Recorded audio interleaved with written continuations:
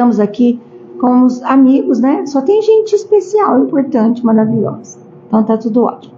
É aquele momento que a gente reconhece que nossos dias têm sido uma loucura, que nós somos provocados de verdade, mas são tantas bênçãos, são tantas alegrias, né? Então a gente vai deixar nossos problemas ali e vai agora se recolher para receber do alto toda a bênção que nós viemos buscar. Nós precisamos. É feito parar o carro no posto de combustível e falar, gente, completa, com o melhor combustível que existe, né? Mestre Jesus, essa semana falou-se tanto da tua trajetória, da sua solidão, da sua condenação, mas nós queremos nesse momento lembrar da grande alegria da tua vitória, porque nós sonhamos tanto com uma vitória. Diante das dificuldades, nosso modelo é o Mestre Jesus. Então que nós possamos nos conscientizar do quanto tudo isso é passageiro, do tanto que é veloz esse nosso tempo aqui na Terra, e de quanto poder nós temos para superar tudo isso, quando nós de fato aprendermos a viver um dia de cada vez, um momento de cada vez. Espiritualidade amiga, nesse momento, nós estamos entregues, de coração aberto, querendo receber todas as orientações. Teremos daqui a pouco passe, precisamos também.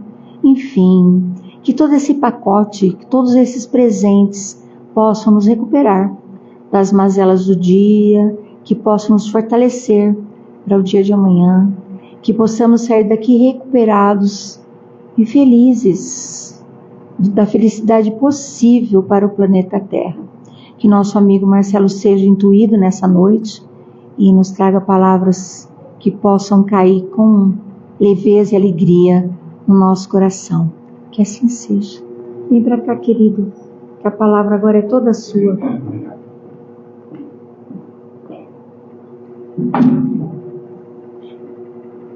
Muito boa noite. É uma alegria estarmos juntos sempre. Que Deus nos abençoe. Hoje trouxe uma amiga, a Revista Espírita. O que é a Revista Espírita? A Revista Espírita era o que acontecia na Sociedade Espírita de Paris. E Kardec, o que ele relata aqui na Revista Espírita? Comunicações dos Espíritos, cartas que ele respondia,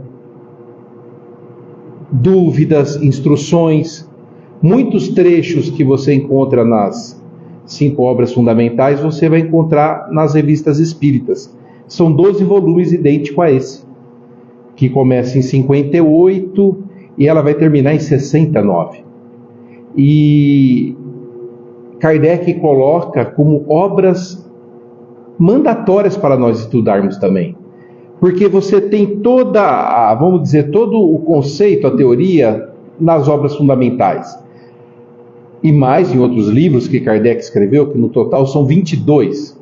Onde você encontra todos eles? Gratuitamente.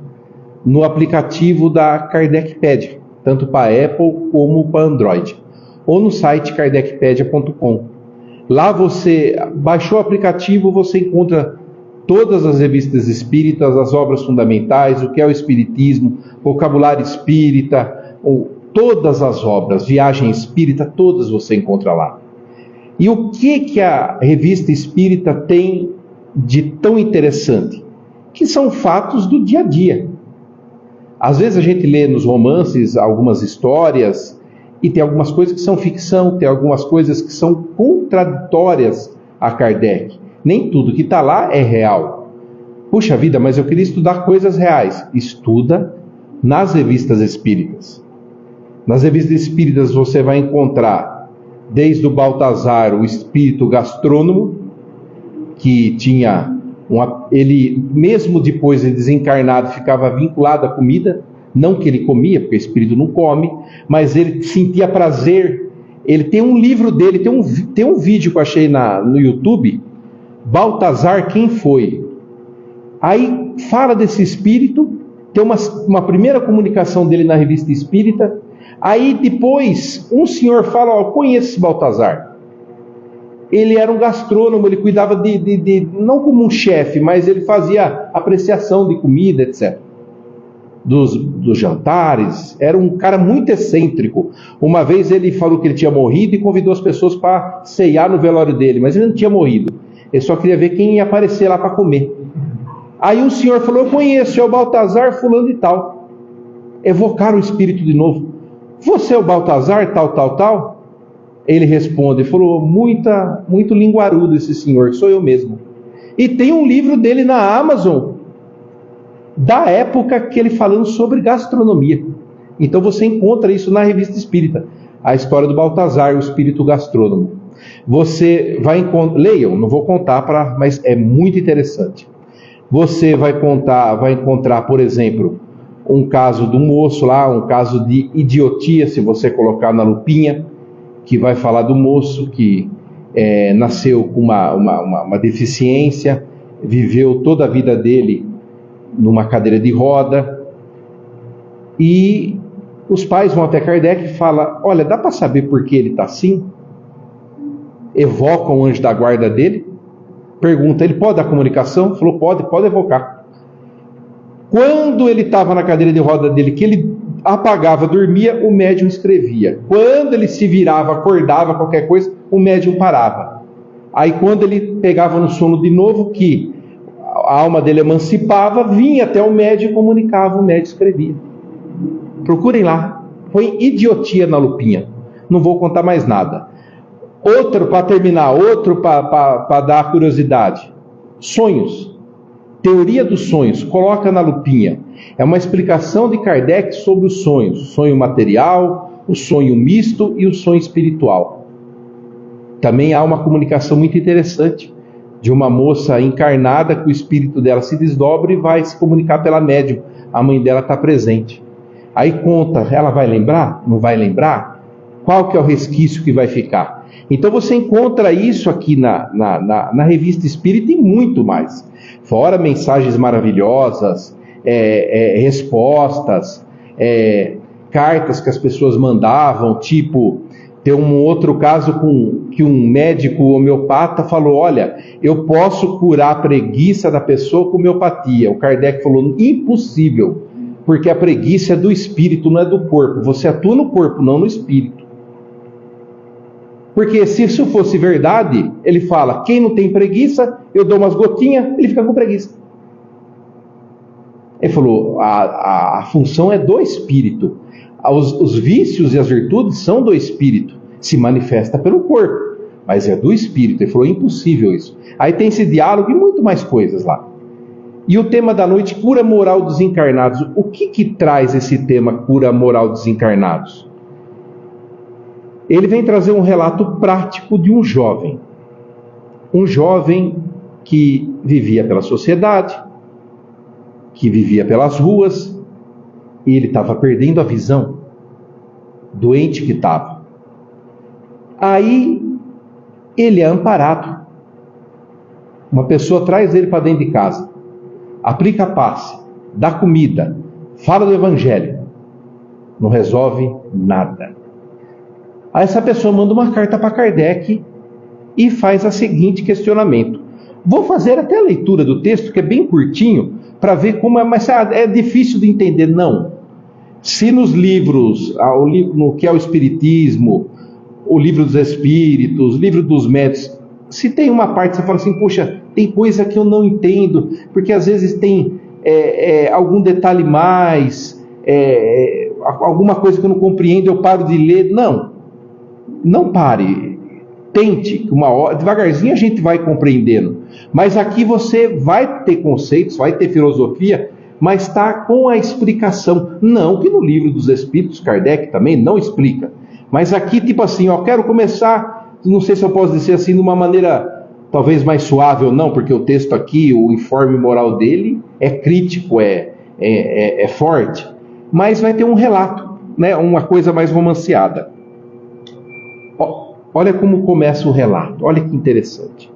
É da Revista Espírita de 1865, de julho, na seção de cartas e problemas. E uma pessoa manda uma carta para Kardec, com a seguinte pergunta: Muitas vezes vemos espíritos de natureza má cederem muito prontamente sob a influência da moralização e se melhorarem. Ele está falando de espíritos desencarnados. Podemos agir do mesmo modo sobre os encarnados, mas com muito mais trabalho. Porque a educação moral dos espíritos desencarnados é mais fácil que a dos encarnados. O que ele está perguntando aqui? Por que numa reunião mediúnica você convence muito mais fácil um desencarnado que um encarnado? Qual que é a diferença? Por que o desencarnado compreende mais fácil? Vamos deixar essa pergunta no ar que depois vamos finalizá-la com o contexto. Aí Kardec fala de onde surgiu essa pergunta. Essa pergunta foi motivada pelo seguinte fato.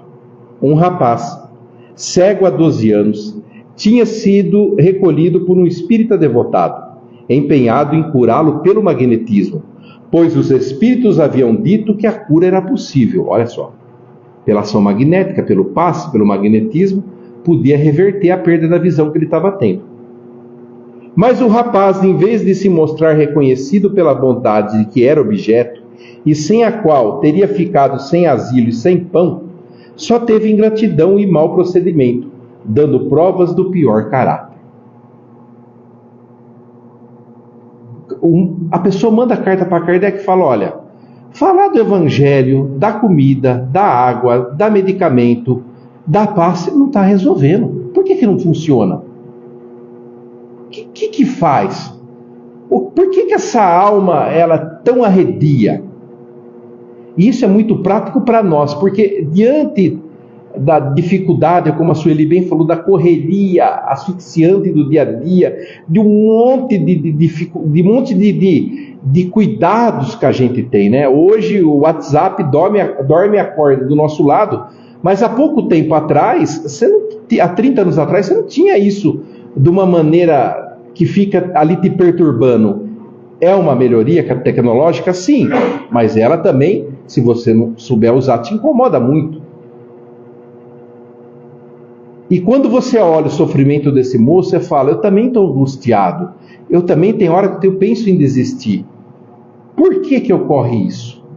Quando Kardec traz aqui na revista esse caso, São Luís é que vai responder, mas qual que é o objetivo dele? Que a gente se olhe e fala, eu não tenho talvez o problema dele de morar na rua, mas eu tenho outros problemas que me perturbam. Como que pelo exemplo dele eu posso atuar na minha vida? É essa a questão. E por que esse moço fica tão revoltado? Quem responde? São Luís. E eu vou ler um trechinho. Por que eu vou ler? Para ver como é a comunicação do espírito superior. O espírito de segunda ordem, como São Luís. Um espírito de segunda ordem, um espírito superior, na escala espírita temos as 3 ordens, né? O espírito imperfeito, que é aquele movido ainda pelas más paixões, tem as suas virtudes, mas há o predomínio dos seus vícios. É todo aquele que tem, professor Cosme Massi, ele define dessa maneira. Ele fala, você quer saber se você é um espírito imperfeito ou bom? É fácil você saber. Se você é um espírito imperfeito, não que você foi criado imperfeito, porque Deus, sendo perfeito, só cria coisas perfeitas. Você é imperfeito no sentido do quê? De que você dá a sua moralidade, do seu desenvolvimento. Ele fala, todo espírito imperfeito ele tem, nem que for uma vezinha por ano, inveja, ciúme, raiva, ódio, gula, preguiça, tédio, angústia, ansiedade, depressão, tristeza, fúria. Se você tem um desses vícios, dessa falta de qualificação moral que gera isso, parabéns. Você é um espírito de terceira ordem, um espírito imperfeito. O espírito bom, ele só tem pensamento no bem, só desejo no bem. O espírito bom, eu posso sair daqui e dar um tapa na cara dela. Espírito bom. Ela vai sentir a dor, mas ela não vai ficar com raiva. Ela vai perguntar, você está precisando de ajuda? Quer sentar? que eu posso ser útil para você? É a outra face que Jesus dá. O que é a outra face? Se você ganha ignorância, coloca virtude. Olha, você vai dar o inverso. Se ele te atacou com a violência, você dá a compreensão. Olha, eu posso te ajudar? Eu vou armar para dar o tapa de novo. Ela segura na minha mão. Ela não vai, ela pode bater. Não, peraí, calma. Peraí, vou trazer uma água para você.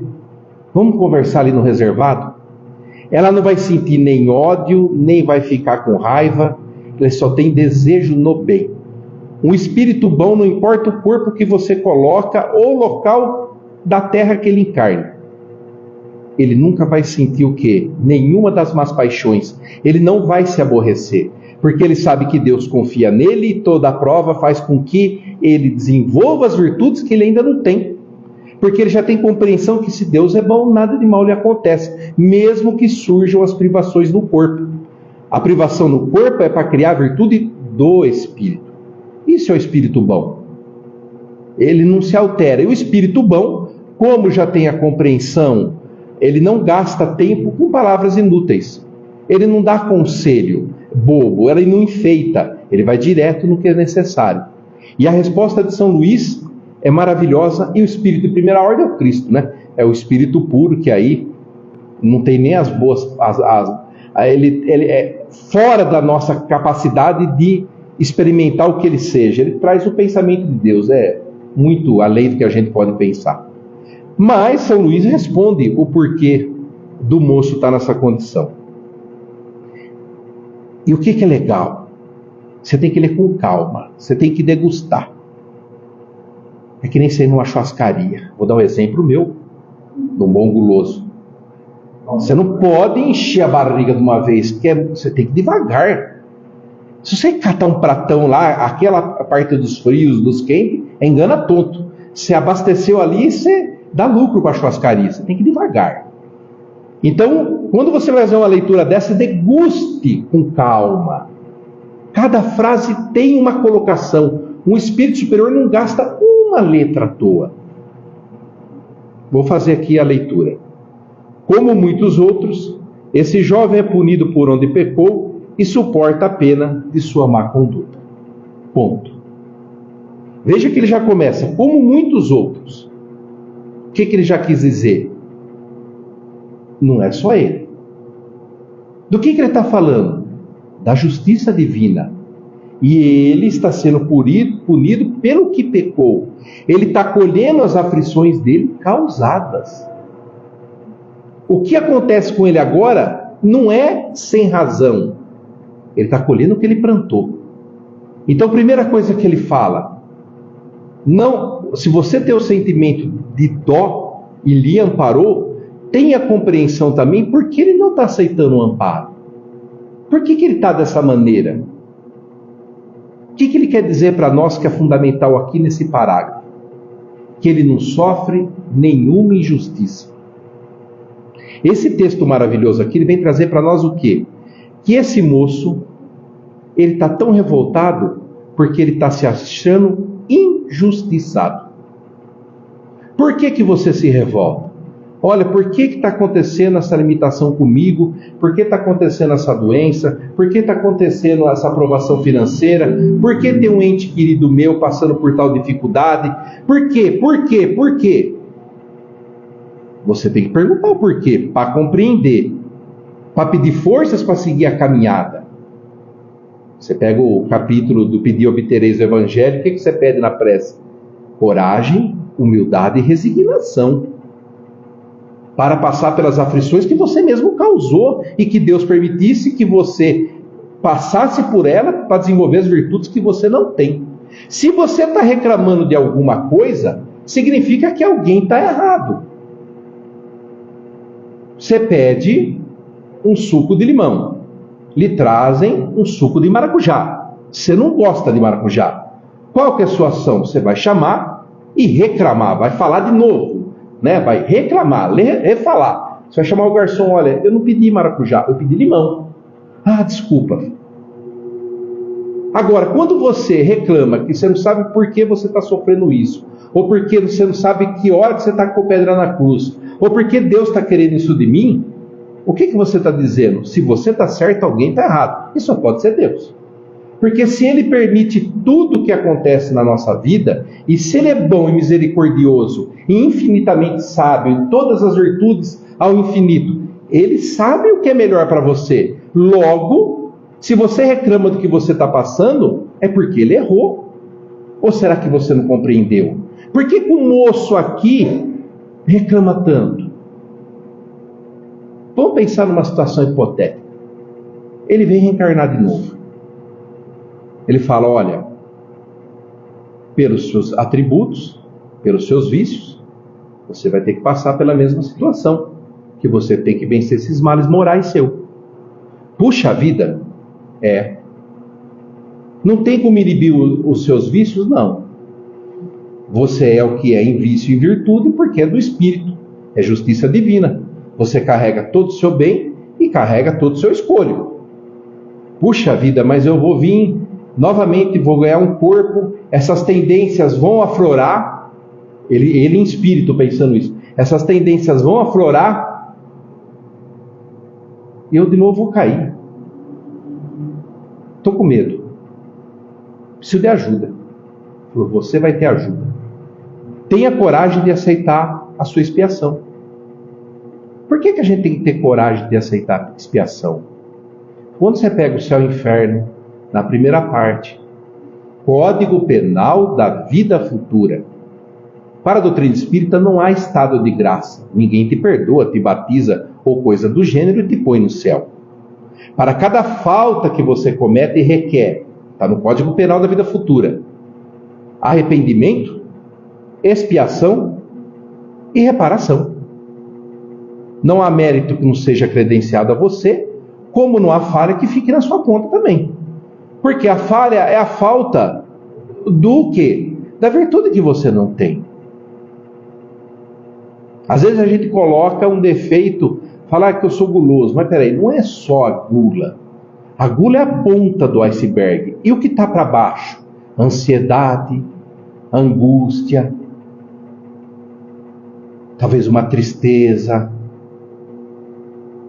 A pontinha saiu na gula ali, ó. Mas você não viu o tamanho da pedra que tem por baixo, bancando a pontinha que saiu. Então, frente à dificuldade, o espírito, ele fica com medo. Mas como Deus é justo, bom, fala, eu vou te ajudar. Ele reencarna. Novamente voltou para os vícios.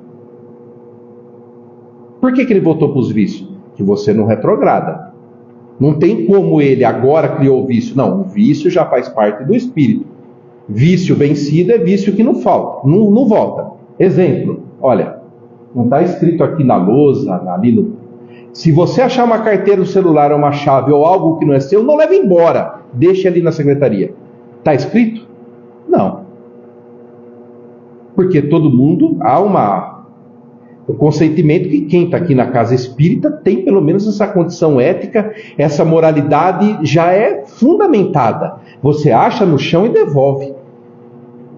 Você não vai pegar. Você tem a sua instrução dada pelo seu pai, pela sua mãe, mas quando a criatura às vezes tem a instrução do pai e da mãe e tem um espírito ainda voltado com esse vício, mesmo o pai e a mãe falando, ele comete o erro, não é? Mas aqui você não vê, porque aqui a gente já tem o quê? Esse pressuposto. Se você achar, você vai devolver. Mas para esse espírito que vai passar por essa prova, ele vai novamente estar sendo jogado no mundo. Aqui ele vai ser refém de quem? Das aspirações dele, das virtudes e dos vícios que ele tem. Ele entrou de novo nessa vida. Por quê? Era algo que ele já trazia. Podemos ter com certeza que fazia parte da expiação dele. Aí ele voltou sobre aquele mesmo cenário. O que acontece? Quando ele estava se endividando mais ainda, aonde a providência divina veio? Lhe tirando a capacidade da visão. Ele começou a perder a visão. Dado pela vida que ele estava levando. Tanto que os espíritos falaram, uma magnetização fará reverter a perda de visão que ele está tendo. Não é a providência divina ajudando ele para que ele não aumente ainda mais as dívidas dele? Mas aonde repercute isso? No corpo. Por quê? Porque se o espírito tem moralidade e ele não caísse naquela vida, não precisaria do corpo te limitar. E não é só com ele, é com todos nós. Quanto mais idades nós temos, para não falar velho, quanto mais idades a gente, mais experiência compomos, mais o nosso corpo debilita. Não é? E aí, quando você começa a exagerar muito dele, vem uma pressãozinha alta, uma resistência à insulina, uma dorzinha nas costas. Isso é castigo, não, isso é providência divina, lembrando você, olha, tira o olho da matéria, olha para o espírito. Você está sobrecarregando o corpo que Deus te emprestou, porque você está tirando toda a sua felicidade da matéria. Seja um ser mais espiritual. O corpo te limita para você lembrar do espírito. E aqui no texto, o moço é amparado, ele é trazido dentro de casa e ele não aceita. Aí São Luís responde de que maneira? Não vou fazer a leitura, porque agora que eu vi o relógio ali, vai estourar o tempo. Mas eu vou fazer o resumo do que está aqui. São Luís fala assim, olha, ele não aceita ou não funciona o amparo primeiro do passe. Por que o passe não atua no sujeito? São Luís fala, porque ele cria um bloqueio. Como ele se acha que está injustiçado, ele está muito bravo, ele fala, não quero o passe de vocês não, suma daqui. Ele bloqueia, ele falou, ele cria um escudo que não há fluido bom que descontamine o fluido ruim dele. Porque ele se acha injustiçado, ele está revoltado, ele acha que ele não devia estar naquela situação. Ele achava que devia estar no palácio, que ele devia estar coberto de honrarias, ele podia fazer o que ele queria. Ele está revoltado, ele não aceita. Por quê? Porque a vida dele está totalmente voltada à matéria. Aí ele fala assim, o que se necessita para que se haja uma atuação é uma cura moral dos encarnados, uma cura moral do encarnado, que é o tema da passagem aqui do texto. Ele fala, primeiro é necessário que faça uma cura moral, que ele compreenda por que ele está passando por isso, que ele compreenda que Deus é justo, que ele compreenda que isso é o quê? Resultado das ações dele, é justiça divina. Aí São Luís fala, olha, ele também não está sendo alvo de obsessão, hein? Não vai pôr a culpa nos espíritos também. Alguns que lhe acompanham estão seguidos pela maldade que já é nele. O que o São Luís fala? Não precisa nem de espírito, porque ele já é ruim por natureza. O seu espírito já é voltado o quê? Ruim, que uma gente vai entender ruim? Ele não aceita, ele não abre mão. O orgulho, a vaidade, o egoísmo nele impedem o quê? Que ele tenha paciência, resignação, que ele mude. Ele fala, desse jeito não tem o que fazer. Ele fala, se ele continuar assim, virão novas e mais terríveis provações. Por quê? Quando ele desencarnar e voltar para o plano espiritual, ele vai ser refém do que ele fez. Olha, você não teve jeito, mas você tem que evoluir. Ah, mas eu não quero voltar para o corpo agora. Tá bom. Tem espíritos que nem você vê no céu e inferno, espíritos endurecidos. Um moço que ficou 180 anos zanzando no plano espiritual. Aí ele não aguentava mais o tédio. Procurem lá no céu e inferno, na segunda parte, espíritos endurecidos. Vai ter lá 5 relatos, um é desse moço. Ele fala, o que você faz aí? Eu vou para todo lugar, vou para outros planetas, volto, venho. Planetas iguais à Terra, muda a casca, mas os problemas são o mesmo. Não posso entrar em planetas mais evoluídos, porque não é permitido. Por que não é permitido? Porque se ele tem conhecimento em alguma coisa que não tem aqui, de repente ele reencarna e ele consegue desenvolver aquele conhecimento, ele não tem moralidade para aplicar aquilo, ele pode causar um grande prejuízo.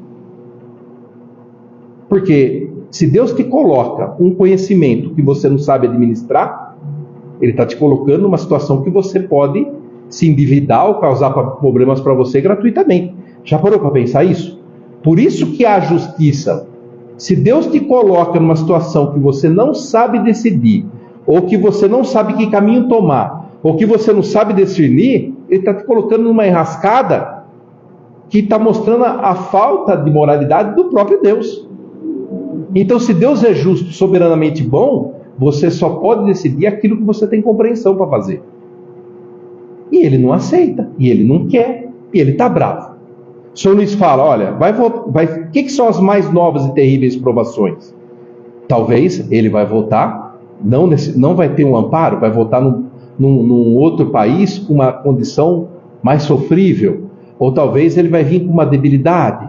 Ou talvez ele vai voltar agora numa família onde os espíritos que vão estar do lado dele são espíritos que ele cometeu mal e vão ter rancor dele, vão guardar ressentimento dele. Então a vida dele vai ser mais difícil de levar. Tudo para quê? Castigo não. Para que ele consiga desenvolver a moralidade que ele não tem. Para que ele não se endivide mais ainda. Quanto mais suja, quanto mais contaminado e mais imundo um piso, mais forte tem que ser. Não tem aqueles produtos pós-obra que arranca até o piso, estraga até o piso que você põe? Porque você precisa tirar a sujeira. E qual que é a ação que tira isso? Quando você compreende que você acha que não está sendo injustiçado. Senhor, permitiste essa provação que viesse até mim. O Senhor é sábio. Eu não enxergo, está além do meu conhecimento, da minha expectativa, da minha possibilidade de compreensão, mas confio em Ti, faça segundo Sua vontade, me ampare, para que eu possa compreender e fazer dessa aprovação uma virtude. São Luís fala, não abandone o moço, façam a sua parte, não desistam dele, continua dando a comida, bebida, o passe, continue falando do Evangelho, continue lhe abrigando, para que em nenhum momento ele também tenha que reclamar, olha, também tiraram o que eu tinha. E depois desse texto aqui, que ele termina, há duas comunicações aqui, Kardec fala, para comprovar as instruções, porque é muito prático. Ele falou, nós pegamos esse espírito, mas isso serve para todo mundo, para cada um fazer o seu exame de consciência. Para ver o quanto você está reclamando, sem saber que tem irmão seu que sofre muito mais. Aí ele fala, e ele evoca mais 6 espíritos. Ou na verdade ele não evoca, ele pede comunicações de mais espíritos para que explique esse caso também. Aí tem mais 6 espíritos que se manifestam. Aí ele traz aqui do espírito Lamener e do espírito Erasto, mais 2 comentários sobre esse caso. Eu não vou ler para não alongar o tempo. Mas tem 2 citações do Lamener que é maravilhosa. Ele fala assim, a adversidade amadurece o espírito. Porque ninguém vai, poucos são os que têm virtude para que na bonança consigam ajudar o próximo e multiplicar o seu conhecimento e praticar mais a caridade. Geralmente é a adversidade que nos impulsiona, a necessidade que nos coloca para frente. E a necessidade também no próprio corpo físico, né? Por quê? Porque Deus deu a inteligência para que a criatura se desenvolvesse e conseguisse ter uma melhor condição de vida aqui no planeta. Olha, temos a iluminação, temos ventilador, temos ar-condicionado, temos o som, temos a internet. Tudo criado pela inteligência humana. Com o quê? Com o seu esforço. E uma outra coisa que ele fala aqui que é fundamental para terminar. O Espírito Lamener fala, a carne, por quê? Voltando ao tema inicial. Por que é mais fácil numa reunião mediúnica você fazer com que um desencarnado compreenda? Porque lá ele enxerga tudo que você não enxerga aqui. Ele enxerga o que ele pediu, ele sabe do passado dele, ele consegue ver com mais nitidez. As aflições do corpo não lhe causam mais problemática, não tem que trabalhar, não tem que isso, não tem que aquilo, não tem a correria. Aí tem a vida verdadeira, que é a vida de espírito. Aí ele compreende. E ele também conhece aquelas pessoas. Talvez ele exigiu demais dela, mas ele não parou para pensar que era o máximo que ela estava dando. E lá no plano espiritual ele recorda de que ela foi numa outra vida, que estava do lado dele, e vê que agora ela fez o muito melhor. Nossa, como ela evoluiu, mas como eu fui egoísta, cobrei ela além do que ela podia dar. Então ele compreende, e se ele está perseguindo, ele fala, não, eu estou errado. Por quê? A visão dele é mais ampla. Então por que a gente vem aqui então? Ficávamos por lá. É que lá você não passa pela o quê? Pela prova. Ah, você fala, agora eu vou fazer tudo certinho, eu compreendo. Ok, vem para o corpo. Vem trabalhar, vem estudar, vem passar pelas aflições. Aqui você prova quem você é, para que você tenha o mérito de suas ações, como os Espíritos falam na segunda parte do livro dos Espíritos, o porquê da encarnação. Para que o Espírito compreenda, para que ele tenha o mérito do esforço dele. E aí o Espírito Lamennais, ele fala, por que o encarnado é tão cabeça dura? Porque às vezes a gente, em troca do prazer do corpo, coloca às vezes encarnações nossas, compromete encarnações nossas, com problemas causados por um minuto. Ele fala, porque a carne cega o espírito. Ele falou, a carne faz com que o espírito não veja, que ele viva só por um momento. Vou dar um exemplo. Uma terça-feira eu vinha vindo lá do Centelha, estava chovendo. E tem um semáforo aqui, quando você vem do shopping, para passar a Pereira Lopes ali. Tem um semáforo vermelho ali do lado da pizzaria ali, e mais 30 metros outro semáforo.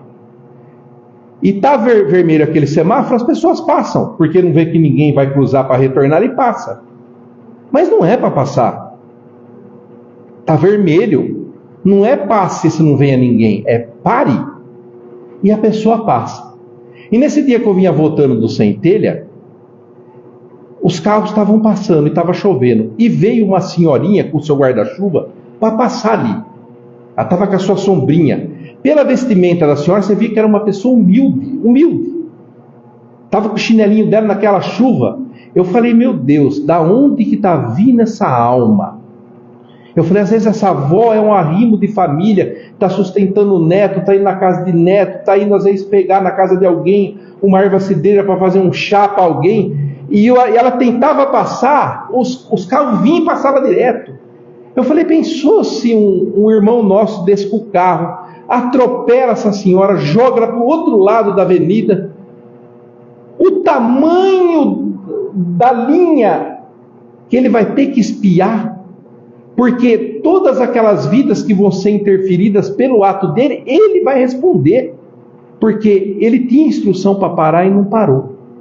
Então essa cura moral fala, olha, quando a gente olha o outro, eu estava parado, porque eu sou bom? Não, porque é a minha obrigação. O bom é, se eu tivesse fazendo algo mais, e esse algo mais é o quê? Começa pelo pensamento. O primeiro que passou, eu falei assim, mas eu pus um adjetivo lá, esse idiota, por que não, esse idiota não está vendo ela? Eu não devia ter falado idiota, mostra ainda o julgamento do meu coração. Eu não sou polícia da justiça divina, não sou juiz de ninguém. Qual que é o verdadeiro sentimento que eu tinha que ter? Eu tinha que ter feito uma prece ali. Senhor, ilumine esse irmão que está cruzando o vermelho aqui. O anjo de guarda dele tem acesso a ele e lembra que ele está fazendo alguma coisa errada. Para que ele não aconteça alguma coisa para ele, que mais para frente ele tenha que espiar chorando. Essa é a nossa visão quando a gente fala, olha, eu vou indicar o problema no outro. Mas você, quando vê o problema no outro, você consegue parar e automaticamente fazer uma prece? Pedir que Deus ampare o outro? Ou você só indica o problema do outro? Porque a cura moral não é só daquele que comete o mal. É nossa no sentido do quê? Está quente com a justiça divina, Kardec pergunta, quem não pratica o mal, mas podendo fazer o bem? Ele fala, não. Incide no mal também aquele que podendo fazer o bem, não faça. Ah, mas eu estava parado com o meu carro. Mas você julgou o próximo. Você poderia ter feito uma prece. Por que não fez? Então, há várias nuances que a gente pode olhar, meditar. Na Revista Espírita tem vários casos desses. Esse que você foi procurar é de julho de 65, mas tem vários outros casos que colocam o quê? O como acontece, como a gente se porta e como a gente tem que levar a nossa vida. Porque não pode, né? Para terminar com uma brincadeirinha. Não pode, né? Pensou? A gente está aqui no plano espiritual, desencarnado, bonitão. Uma quinta-feira, a gente cruza. Onde você está indo? Estou lá para o nosso lar. Ah, você está ajudando na mediúnica? Ele falou, não. Eu estou indo lá para fazer tratamento. Por quê? Ah, porque lembra aquela pessoa assim, eu estou morrendo de raiva dela. Estou tentando esganar ela, mas não consigo. Meu Deus do céu, será que depois de toda a informação que a gente tem, toda a informação que Kardec trouxe, os bons espíritos. Será que a gente vai ter que vir depois de desencarnado na casa espírita para fazer tratamento desobsessivo? Se a gente não compreender a nossa vida agora e a gente desencarnar achando que só nós estamos certos, fatalmente a gente vai guardar mágoa no coração, sofrimento, angústia, e talvez vai precisar ser tratado. Ainda bem que vai ter bons irmãos que sempre nos amparam, mas não é possível, né? Depois de escutar tanto, a gente não ter vergonha na cara e mudar pelo menos um pouquinho. É isso que as revistas espíritas trazem, entre várias informações que nos falam, olha, depende de você, faça. Qual que é, eu sempre comento aqui da Viúva Furlong, do Céu e Inferno, Espíritos Felizes, leiam lá. Ela chama Kardec de mestre, fala, mestre, como em 5 anos que eu conheci o Espiritismo, mudou minha vida. De espírito imperfeito, ela saltou para espírito bom. Do mundo de provas e expiações, ela nem foi para um regenerado, ela já foi para um feliz direto. Aí Kardec, procurem lá, Viúva Furlong, F-O-U-L-A-N, colocam na lupinha. Aí Kardec vai colocando os predicados dela, que ela ajudava um, ajudava outro, fazia isso, fazia aquilo, e no finalzinho de novo, que é o tapinha com a luva de pelica, e ela não reclamava de nada. É a primeira mudança que a gente tem que fazer com o espírito. Por quê? Você reclama de quem? De você. Você que causou a prova, ou escolheu a prova, ou está passando pela expiação.